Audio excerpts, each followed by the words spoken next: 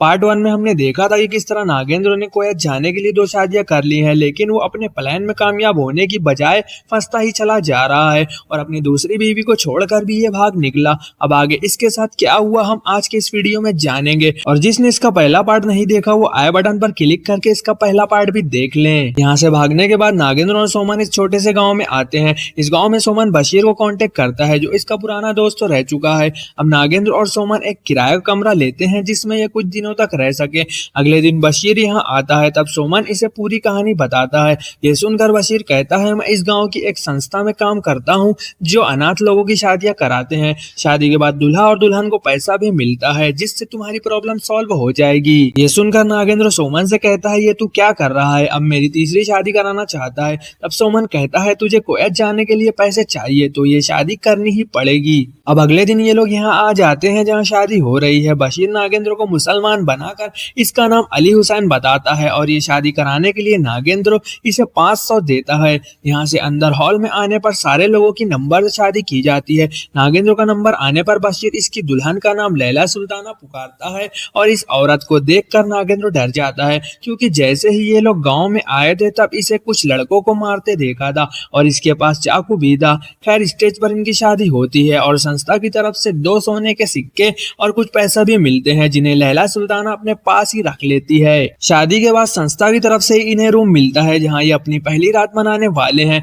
कमरे में लैला सुल्ताना मिले हुए पैसे को अपने पर्स में रखकर अपनी तकिया के नीचे रख लेती है और सोने के सिक्कों को अपनी बरा में रखती है। बाहर सोमन नागेंद्र से कहता है तुझे कैसे भी करके रात में पैसे और सोने के सिक्के चुराने होंगे, नहीं तो हमारा प्लान फ्लॉप होगा और तू कुवैत नहीं जा पाएगा। इसके बाद नागेंद्र कमरे के अंदर आकर लैला सुल्ताना के पास बैठता है तो ये पूछती है कि तुम्हें इतना पसीना क्यों निकल रहा है। तो ये कहता है मैंने तुम्हें उस दिन उन लड़कों से लड़ते और इन्हें मारते देखा था। तब लैला सुल्ताना अपनी कहानी बताती है कि इसकी पहले भी शादी हो चुकी है और वो उस आदमी से बहुत प्यार करती थी। दोनों एक दूसरे के साथ बहुत खुश थे, लेकिन एक दिन इसने अपने पति को किसी और औरत के साथ पकड़ लिया।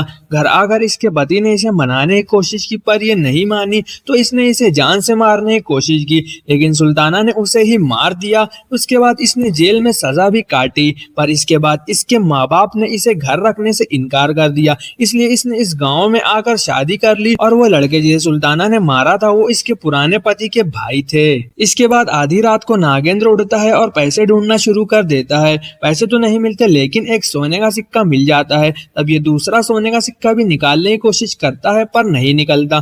फिर ये यहाँ से सोमन के साथ भाग जाता है। इधर ये नागेंद्र की दूसरी बीवी का भाई ये पुलिस वाला घर आता है तो इसका बाप इसे चिल्लाता है कि एक पुलिस वाला होके भी वो तुझे चूना लगाकर भाग गए और तेरी बेवकूफी की वजह से ही मेरी बेटी का ये हाल है। इसके बाद रात को जब ये अखबार देखता है तो अखबार में नागेंद्र और लैला सुल्ताना की शादी का फोटो दिखता है। इसके बाद हमें इस छोटे गांव का ये घर दिखाया जाता है जहां ये पंडित इस आदमी को अपनी बेटी के लिए लड़का देखने की बात कर रहा है पर इसकी बेटी सावित्री प्रेग्नेंट है और इसकी उम्र 20 साल है। दरअसल सावित्री जिस स्कूल में पढ़ती थी वहां इसे अपने टीचर से प्यार हो गया था। टीचर ने इससे झूठ बोला कि वो भी उससे प्यार करता है और इससे शादी करेगा। अब टीचर ने स्वाति के साथ फिजिकल रिलेशन बनाकर इसे प्रेग्नेंट कर दिया और खुद गांव छोड़कर भाग गया। ये सुनने के बाद ये आदमी कहता है मैं शादी करा दूंगा, आप टेंशन मत लो। अब ये आदमी सोमन का ही दोस्त था तो सोमन नागेंद्र को फिर एक शादी करने के लिए कहता है क्योंकि कुवैत जाने के लिए 16,000 में कुछ पैसे कम है और लड़की का बाप दहेज में सोने के गहने देने वाला है। ये सुनकर ये भी राजी हो जाता है। हालांकि जब ये सोमन का दोस्त पंडित को बताता है कि लड़का यानी नागेंद्र की उम्र 40 साल है तो ये सोच में पड़ जाता है, लेकिन इसकी दूसरी पत्नी जो सावित्री की सौतेली माँ है वो कहती है जब इसे किसी के साथ मुंह काला करना था तब इसने नहीं सोचा तो आप क्यों सोच रहे हो। वैसे भी गांव में कोई सावित्री से शादी नहीं करेगा, इसलिए ये 40 साल का नागेंद्र भी ठीक है और ये हमारे गाँव का नहीं है शायद, इसलिए शादी के लिए तैयार हो गया है। फिर मजबूर होकर इसका बाप मान जाता है और सावित्री के कमरे में आता है जहाँ सावित्री रोते बैठी है। इसका बाप इससे कहता है कल लड़के वाले आ रहे हैं, अगर वो शादी के लिए मान गए तो मैं तेरी शादी करा दूंगा। ये बोलकर ये चला जाता है। सावित्री को और दुख होता है कि इसने ये क्या पाप कर दिया जो लोगों के साथ साथ अपने घर वालों की नजर में भी गिर गई है और अब इसे सब बदचलन लड़की की नजर से देखते हैं। इसके अगले दिन नागेंद्र और सोमन लड़की देखने आते हैं। साथ ही एक बूढ़ा और बूढ़ी को नागेंद्र के माँ बाप बनाकर लाते हैं। थोड़ी देर बात करने के बाद ये लोग लड़का लड़की को अकेले में बात करने भेजते हैं, जहाँ दोनों चुपचाप ही खड़े रहते हैं। फिर अचानक सावित्री को उल्टी आती है और ये यहाँ से भागती है और ये लोग 2 दिन बाद की शादी फाइनल कर देते हैं। इधर ये पुलिस वाला अखबार में छपे फोटो की मदद से यहाँ आता है, जहाँ नागेंद्र और लैला सुल्ताना की शादी हुई थी। यहाँ ये गुस्सा हो जाता है, तुम लोगों ने कैसे एक अनजान की शादी कर दी, जबकि वो तुम्हारे गांव का भी नहीं था। इस ट्रस्ट का भी तुम गलत इस्तेमाल कर रहे हो। तब ये कहता है नागेंद्र को लेकर आने वाला बशीर था। अब ये पुलिस वाले को बशीर के घर ले आता है और इसके घर से बशीर को लेकर ये लोग इस खेत में आते हैं। यहाँ बशीर कहता है कि इसे सच में मालूम नहीं था कि वो मुसलमान नहीं है और इसने इनकी कोई मदद नहीं की और वो कहाँ गए इसे ये भी नहीं पता। ये सुनकर पुलिस वाला इसे मारने लगता है।